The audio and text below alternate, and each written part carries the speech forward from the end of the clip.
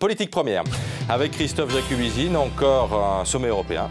C'est ce soir et demain à Bruxelles. On n'en parle pas beaucoup et pourtant c'est là souvent que se joue notre avenir. Vous nous expliquez que contrairement à d'habitude, là rien n'est préparé. Non, c'est vrai, en tout cas il n'y a pas de préaccord entre la France et l'Allemagne, pas de lettre signée par la chancelière et le président de la République pour fixer à leurs partenaires le point d'arrivée des discussions. Cette fois-ci, François Hollande fait des infidélités à Angela Merkel.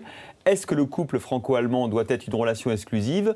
Non, affirme-t-il. C'était hier dans une interview donnée à 6 quotidiens européens dont Le Monde. Cette interview, c'est une sorte de scud unilatéral que François Hollande a envoyé hier à nos amis allemands. Voilà ce qu'il dit encore de la chancelière. On ne peut pas reprocher à Angela Merkel d'être ambiguë. Traduction, elle prend ses désirs pour la réalité. Mais pourquoi François Hollande durcit-il soudain le ton ? Pour une raison simple, Christophe. Il a fait voter par le Parlement français le traité budgétaire. Il est donc en position de force, sans risquer de semer la panique sur les marchés. François Hollande peut maintenant mettre les pieds dans le plat et il est bien décidé à faire plier Angela Merkel. Il y prend goût. Pour son baptême du feu européen le 29 juin dernier, il avait réussi, vous vous en souvenez, à isoler l'Allemagne et à obliger Angela Merkel à accepter une forme de mutualisation des dettes et un rôle plus actif de la Banque centrale européenne. Bon, vous vous souvenez, c'était un peu un coup de chance. Les Italiens et les Espagnols menaçaient de claquer la porte et refusaient le diktat allemand. François Hollande, habitué au subtil compromis dans le cadre de son ancienne fonction de patron du Parti socialiste, s'était habilement allié aux Espagnols et aux Italiens pour faire céder Angela Merkel.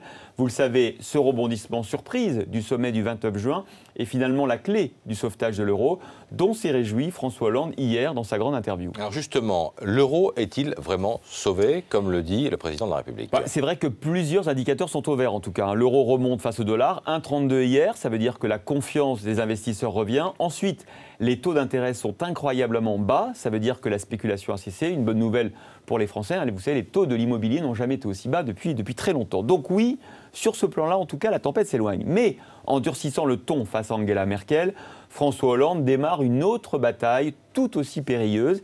Il veut qu'Angela Merkel fasse un pas de plus vers la mise en commun des problèmes, notamment le contrôle des banques et la mise en commun des dettes avec les fameuses euro-obligations. Deux sujets qui fâchent Angela Merkel au plus haut point. Elle préférerait qu'on mette d'abord en commun nos politiques budgétaires.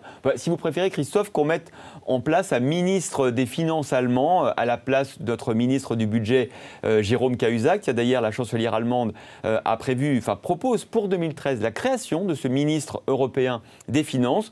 Tiens, ça tombe bien, finalement, mais Jérôme Cahuzac, c'est l'invité de Jean-Jacques Bourdin dans un peu plus d'une demi-heure. C'est peut-être le dernier ministre du Budget français. Il lui posera la question. C'est sûr.